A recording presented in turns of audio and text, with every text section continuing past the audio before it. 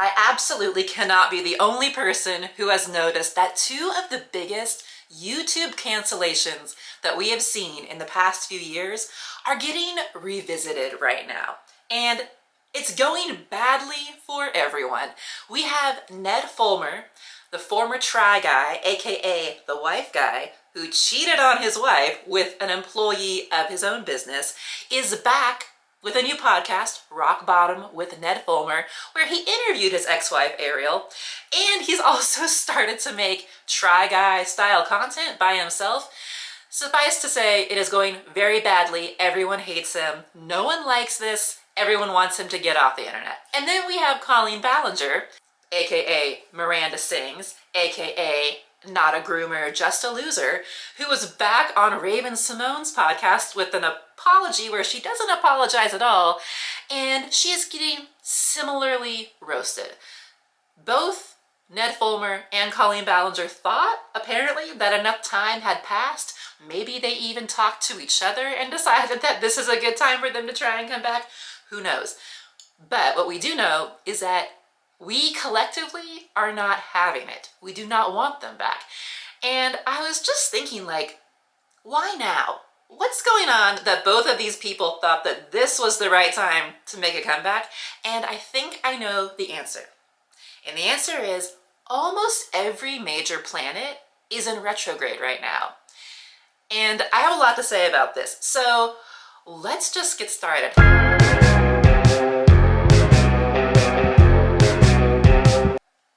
I'm Kate Name. This is my YouTube channel. Normally I talk about Warhol related things. I created a show about Andy Warhol. You can watch many of my other videos about that, but I also do a segment once in a while called Everything Stars. In Everything Stars, we talk about all things stars all the time. Stars in the sky, stars on the screen, celebrities, influencers, astrological events. If it is star related, we are talking about it. And so today we are going to talk about why all of these YouTubers are returning to the spotlight and why we're not having it.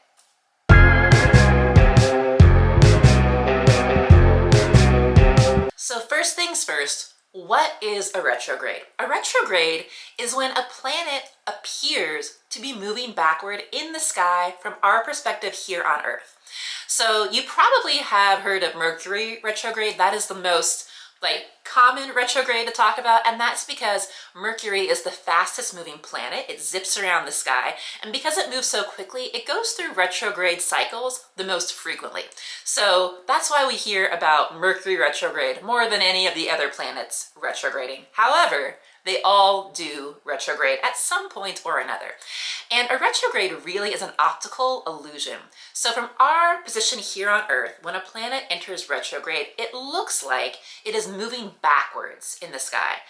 It is not actually moving backwards. It just looks like it from our perspective. And so in an astrological sense, we think of retrogrades as kind of, one, a point of review where we look back on what's already happened and kind of assess what has happened and try and learn lessons, reflect on what has happened.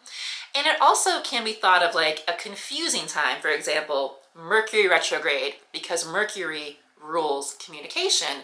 When Mercury goes into retrograde, we have this optical illusion effect over our communication, which can lead to misunderstandings. That is the thinking around retrogrades. So it's not that it's actually moving backwards, it's just that it looks like it, and that represents fuzziness or miscommunication or things not being what they appear. Right now, we have a lot of planets in retrograde. So just to run down the list, we have Mercury currently in Sagittarius in retrograde, Neptune in Pisces in retrograde, Chiron in Aries in retrograde, the North Node is in Pisces in retrograde, Jupiter is in Cancer in retrograde, Saturn is in Pisces in retrograde, and Uranus is in Taurus in retrograde. That is a lot of planets in retrograde. So we're not just dealing with the regular Mercury in retrograde, although that's part of it. We're dealing with basically all of the energy apart from the sun and Mars and Venus in retrograde right now. So we are in a major period of review in all sorts of aspects to life. So this video is going to be less about rehashing these dramas. If you want, there is 1,000,000,001 videos on YouTube of people reacting to these scandals, breaking down these scandals, what it means. So I'm not going to bother with that. If you want to learn about the actual scandals, there are plenty of other places on the internet where you can find that information. But I'm very interested in the why of, like, culturally speaking, why are people trying to revamp their images, and why are we just not vibing with it? So we're just gonna run down each of these planets and why their retrograde cycles are affecting this pop culture moment. So we have Mercury in retrograde. Mercury is currently in Sagittarius. And as I mentioned, Mercury rules communication. In Sagittarius, it gets very blunt. Sagittarius is all about go, go, go, always on the adventure, always wants the truth of the situation, and does not care about hurting feelings. And any attempts to, like, spin the story or obscure the truth are going to fall flat. So that's, like, just the baseline retrograde vibe that's happening right now. Especially in Sagittarius, because Sagittarius is so blunt and concerned with the truth of things, any attempt to, like, spin the narrative in a PR sense is going to fall flat with the collective, because we are very, we're in a place where we really want authenticity, like more so than normal. And so, like, we kind of see through the bullshit a little bit easier collectively when Mercury is in Sagittarius. We just want the words to match the actions. And if they are not matching the actions, we can see it. Okay, then we have Saturn in retrograde. Saturn is all about karma and boundaries and restrictions. Saturn is kind of like the headmaster of the sky. He is here to teach us tough love kind of lessons. And so when Saturn is in retrograde, as it is right now, it's kind of like we're double checking our work. We are seeing what we have learned. We are seeing what we did that worked, what we did that didn't work, and what we need to change to make it work in the future. This is really, like, about reviewing your past actions and whether you've, like, really actually done the work to change, or if you're trying to still sweep things under the rug, which is kind of what Colleen Ballinger and Ned Fulmer are both doing right now. Pisces is a very dreamy, watery sign, and Saturn is not about that. Saturn is very much about, like, hard boundaries, rules, and restrictions. And so Saturn doesn't love to be in Pisces. They don't work together super well, but when Saturn is retrograding through Pisces, as it is right now, we kind of get this sense of, like, anybody who's trying to, like, vibe their way out of a situation is gonna get a reality check. So, like, if you are trying to come back, but you're not actually taking accountability for what you've done in a real way, you're gonna get a reality check, which is what's happening. So you can't just, like, start a new project or do kind of like a PR spin on an old situation and expect people to buy it. They're not going to buy it. Especially because Pisces is kind of like, in normal circumstances, it would be very much easy to, like, just go with the flow and vibe out and be like, yeah, I'm sure they've changed and grown. With Saturn here, it's like, no, we need to see that you have changed and grown. You can't just tell us that you have changed. If we don't see the evidence that you have actually changed, we're not gonna buy it. So that's, I think, one of the major pieces of astrology here.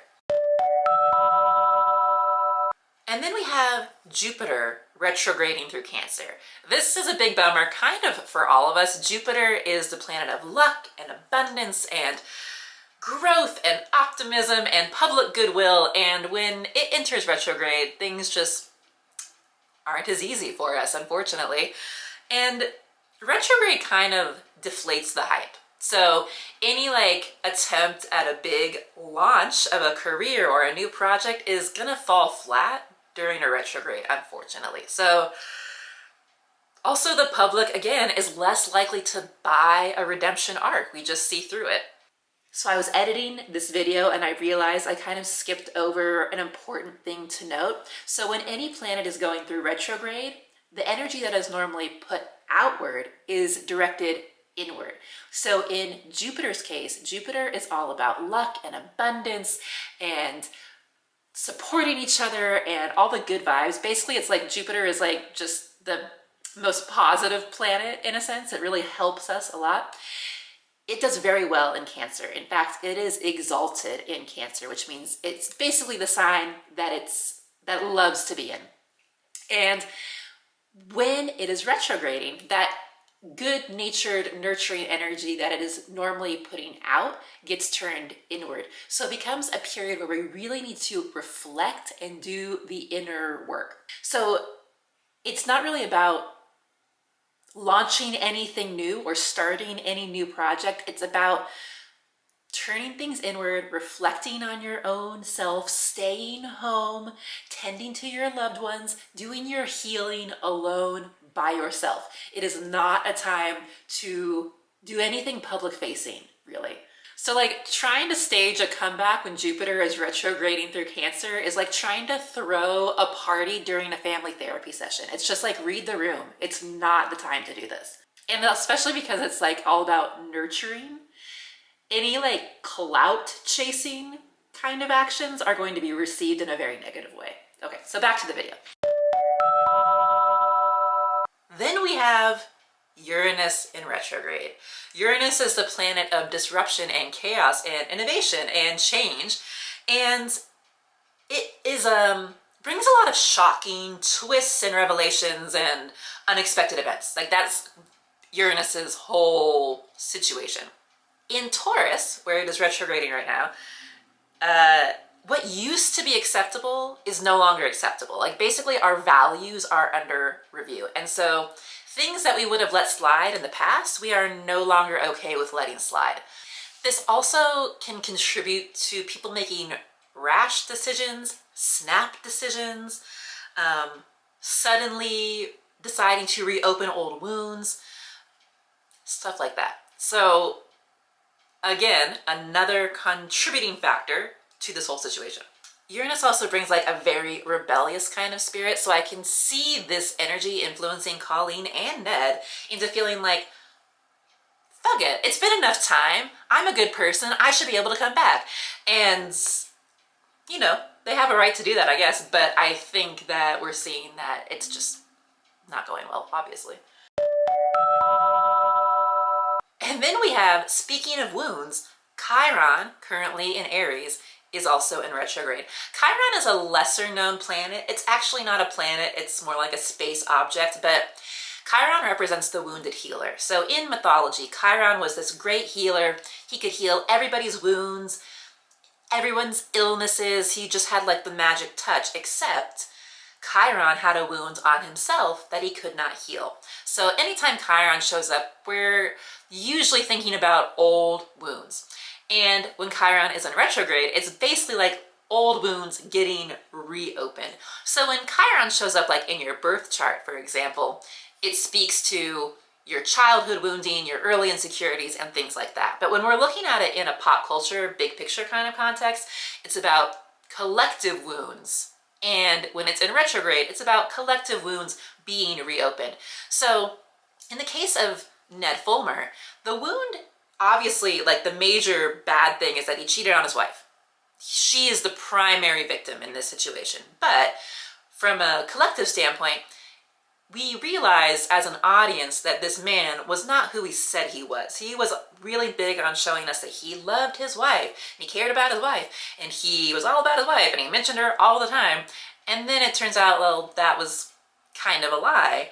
And so it's a very, it's a big sense of betrayal for the audience. And him trying to come back now and act like he's changed, even though we can all kind of see that he still does not get it, it reopens that wound for us as a collective of like, oh yeah, you showed us that you were kind of a liar, and now it seems like you're coming back and trying to get in our good graces, and we can see that you did not learn your lesson and you still don't understand what you really did wrong. And then in Colleen's situation, very similar, she groomed, you know, the accusations are that she groomed underage fans. In a direct way, she did that by messaging them, being in group chats with them, things like that.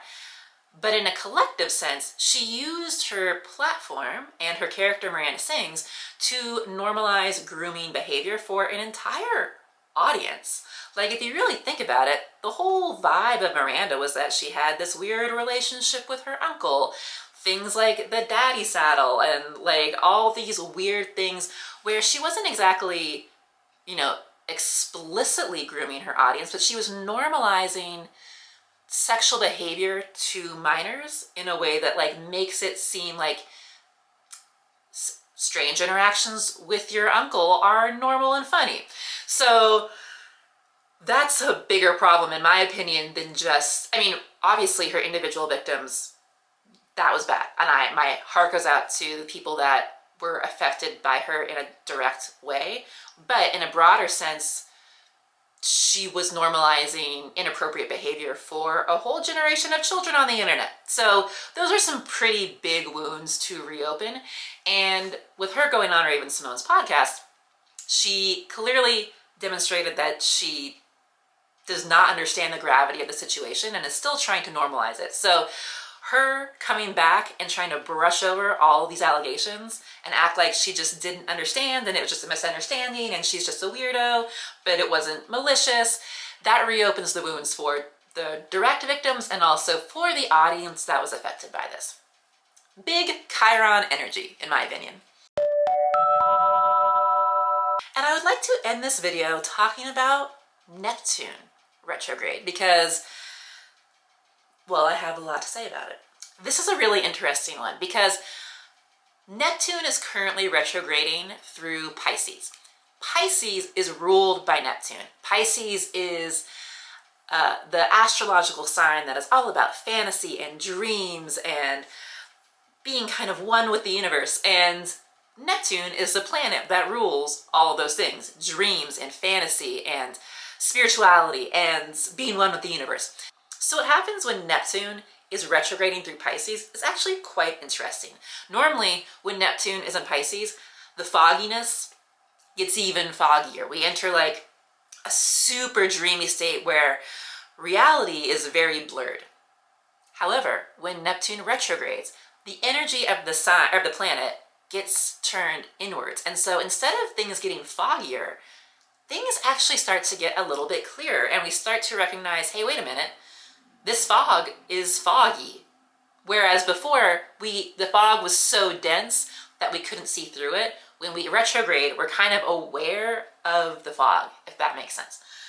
So in a Neptune retrograde, especially in Pisces, we see people have like really weird dreams, or we get sudden flashes of insight, or we decide to stop using substances and clear our heads, or we suddenly feel like a situation that was really unclear before, we suddenly understand it for what it is. We basically just get clarity when Neptune goes into retrograde, oddly enough. So when Neptune is retrograding through Pisces, in a collective sense, we are really able to see the bullshit for what it is. And where people's words and actions are not lining up.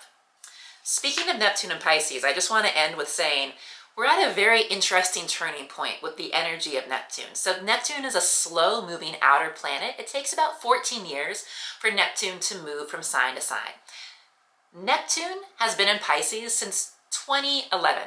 And in that time, we have seen a rise of Neptune in Pisces vibes. For example, we have the rise of spirituality, the rise of like collective dreaming and escapism and like overdoing it with empathy, boundarylessness, the rise of conspiracy thinking, the rise of celebrity worship and nostalgia and fantasy as a survival mechanism.